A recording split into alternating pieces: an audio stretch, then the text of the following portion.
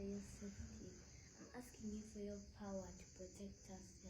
Please protect my father through he goes through this dialogue. Please save Uganda, save Africa. What was that prayer for?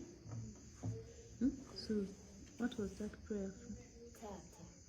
Why did you choose to pray for him today? You don't normally do that. Because he's leaving. You don't normally pray for me, so. Yeah, because like you're going, you're thinking out. Yeah. And what's with the tears in your eyes?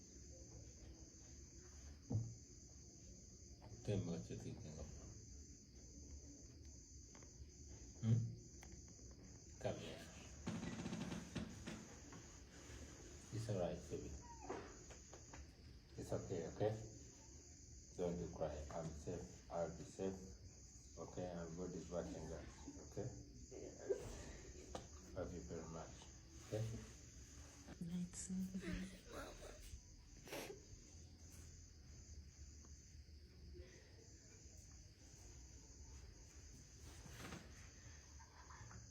You told Sue you were going to sneak out. I told her.